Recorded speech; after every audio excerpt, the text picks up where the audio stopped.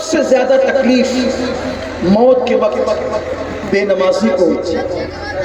یہاں تک اللہ کے رسول علیہ الصلوۃ والتسلیم نے فرمایا 7 سمندروں کا پانی بھی اگر اس کے منہ میں انڈیل دیا جائے تو بھی دنیا کی کوئی طاقت اس کی پیاس کو بجھا نہیں سکتی۔ پیاس تو لگی ہے 7 سمندروں کی،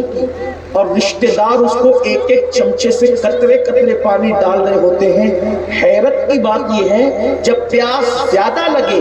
اور تھوڑا سا پانی منہ میں ڈالا جائے تو پیاس بجھتی نہیں ہے بلکہ اور پیاس کی شدت بڑھتی چلی جاتی ہے۔ اور پھر یہاں تک فرمایا گیا اللہ اکبر، پھر جب بے نمازی کو اس کی قبر میں رکھا جاتا ہے تو اللہ کے حبیب غیب کا نبی صلی اللہ علیہ وآلہ وسلم فرماتے ہیں اس پر 99 سانپ مسلط کیے جاتے ہیں، اور اس میں سے ایک ایک سانپ کی قوت کا عالم یہ ہے کہ اگر وہ کسی پہاڑ پہ پھنکار دے، ڈنک مار دے تو پہاڑ جل کر جو ہے وہ ریزہ ریزہ ہو جائے۔ اتنے طاقتور اور ایسے ڈنک مارنے والے وہ سانپ ہوتے ہیں۔ اور پھر میرے آقا علیہ الصلوۃ والتسلیم فرماتے ہیں جب اس کو اس کی قبر بے نمازی کو دباتی ہے تو حضور علیہ السلام نے اپنی خوبصورت انگلیاں ایک دوسرے میں داخل کر کے فرمائی اس طریقے سے، فرمایا جب قبر اس کو دباتی ہے تو اس کی دونوں طرف کی پسلیاں ایک دوسرے کے اندر یوں جو ہے وہ بھڑ جاتی ہے، داخل ہو جاتی ہے۔ اور یہاں تک فرمایا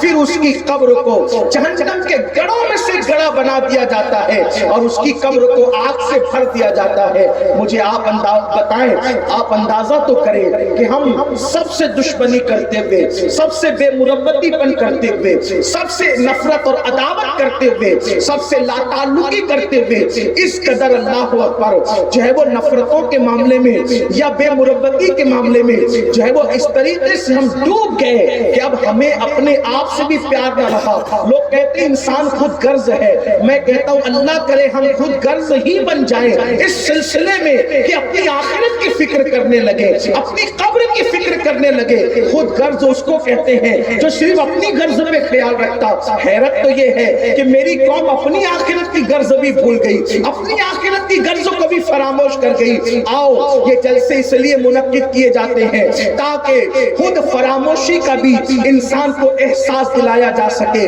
اقبال نے کہا تھا اپنے من میں ڈوب کر پاجا سراغ زندگی، اپنے من میں ڈوب کر پاجا سراغ زندگی، تو اگر میرا نہیں بنتا نہ بن، اپنا تو بن، کم سے کم اتنے ہی خود غرض بن جاؤ کہ اپنی قبر کا سوچنا شروع کر دو، اپنی آخرت کا سوچنا شروع کر دو، رب کی بارگاہ میں منہ دکھانے کا سوچنا شروع کر دو۔ نہیں کسی کے بن سکے کم سے کم اپنی آخرت کے سوچنے والے تو بنو۔ اللہ پاک ہم سب کو توفیق عطا فرمائے اور ہمارے اور آپ کے درمیان اب وہ ہستی موجود ہے جن کی تربیت میں رہ کر، جن کی بارگاہ میں زانو تلمس طے کر کے ہم نے کچھ ٹوٹا پھوٹا آپ کی خدمت کا انداز سیکھا ہے، وہ مرد قلندر آپ کے ہمارے درمیان موجود ہے۔ حالانکہ میری عادت قطعاً نہیں ہے کہ میں حضرت کے سامنے گفتگو کروں، حضرت کے سامنے گفتگو میں بے ادبی سے قریب تر سمجھتا ہوں، اس لیے حضرت کا حکم تھا چند جملے حضرت کے حکم پر عمل کرتے ہوئے آپ کی خدمت میں پیش کر دیا۔